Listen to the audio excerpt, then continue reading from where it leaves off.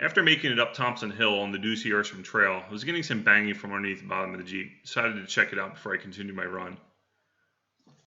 So as you can see here, I ripped a slip boot on the rear drive shaft. What most likely happened is I hit a rock, and the rock came off of the evap skid plate into the rear drive shaft, ripping the slip boot.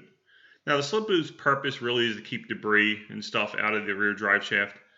In most cases on the aftermarket drive shafts, they actually don't come with any slip boot to go over them. So it's really just care and maintenance. So this video will get you back to the Jeep factory standards if you want to get the slip boot back on.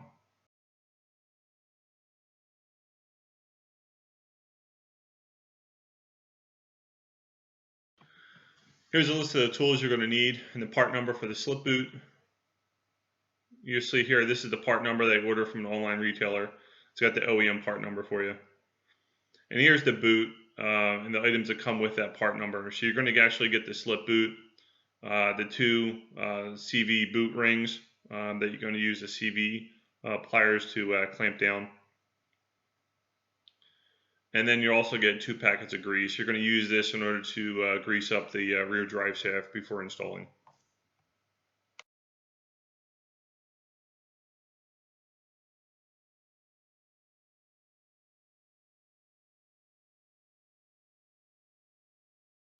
First, we're going to begin by removing the rear drive shaft from the rear axle housing.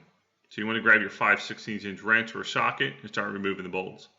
You'll notice for every 2 bolts there's going to be 1 clip ring right there.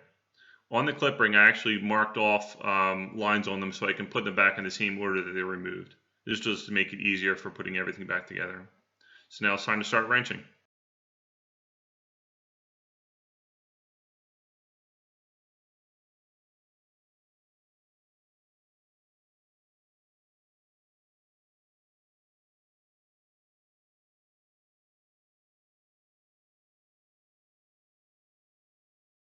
Now that all 8 bolts are removed, you can just pull the rear drive shaft back and away from the rear axle housing. Here's just another view showing you the exact same thing. Next, just pop off the clip rings that are attached to the existing boot.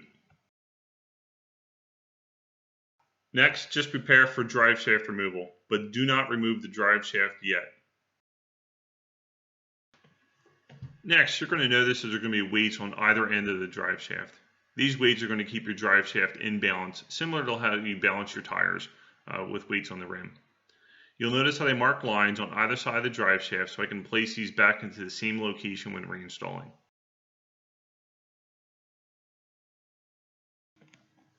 Now you're ready to remove the lower end of the rear drive shaft from the housing. May take a little bit of work to get it out, but just keep wiggling it until that baby gets free.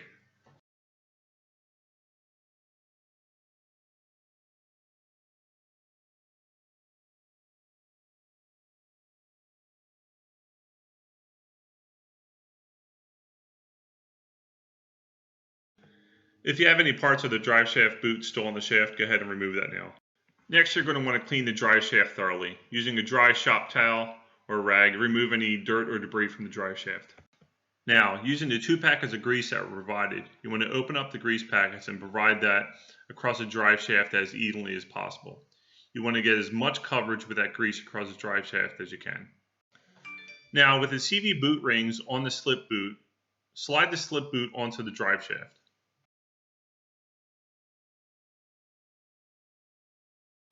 Now we're going to reinstall the rear drive shaft. Make sure you have all the markings lined up for when you remove the drive shaft to make sure we're placing it back into the same location.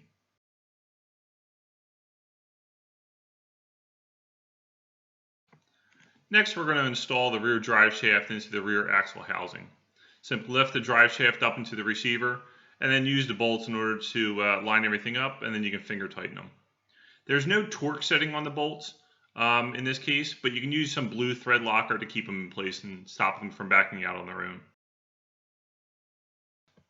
Alright, the final item is to get the clamp rings in place. So you're just going to use your CV boot tool in order to lock the clamp rings, and you're ready to get yourself back on the trail.